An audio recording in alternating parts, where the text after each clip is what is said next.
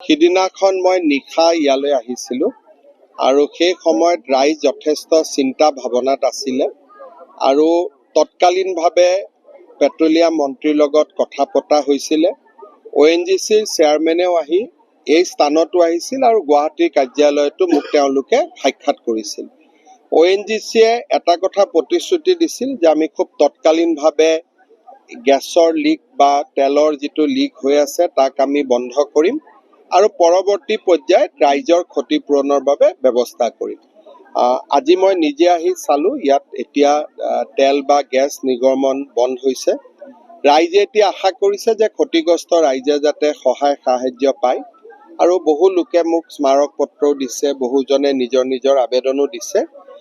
খুব সোনকালে ONGC আৰু জিলা প্ৰশাসনে যুটীয়াভাৱে যাতে ক্ষতিগ্ৰস্ত ৰাইজক পৰ্যবেক্ষণ কৰি বিভিন্ন ধৰণে যোনে যি ধৰণে সাহায্য পাব লাগে পোৱাৰ ব্যৱস্থা কৰে, তাৰ বাবে আমি প্ৰচেষ্টা কৰিম।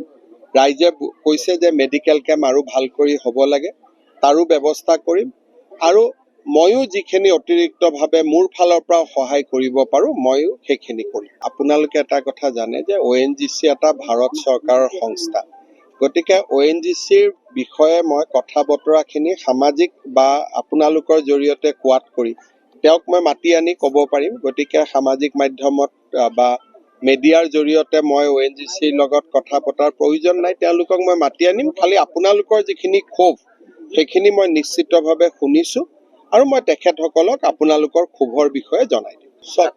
ডেফিনেটলি কোনেও নিবিচাৰে যে এনেকুৱা ঘটনা হওক আৰু এনেকুৱা ঘটনা দুৰ্ভাগ্যজনক আৰু হোৱাটো উচিত নহয়।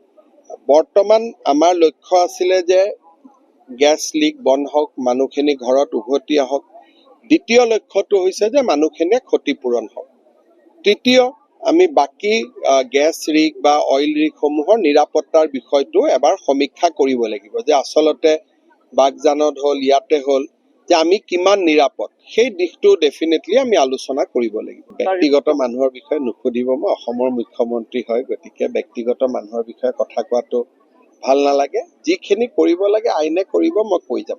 ডেফিনেটলি ইয়াৰ ওপৰত এটা পুলিচ কেছ ৰেজিষ্টাৰ হ'ব, কাৰোবাৰ যদি দোষ আছে তদন্তও হ'ব। গতিকে কোনোবা এজন ব্যক্তিৰ বিষয়ে মই মুখ্যমন্ত্ৰী হিচাপে কথা বতৰা পাতাটো ঠিক নহয়, কিন্তু আপোনালোকৰ অভিযোগখিনি মই শুনিছোঁ আৰু যি কৰিব লাগে ডেফিনেটলি চাই দিম। মই তেখেতৰ লগত কথা পাতিছোঁ, খুৰী, মই কাগজো লৈছোঁ তেখেতৰ।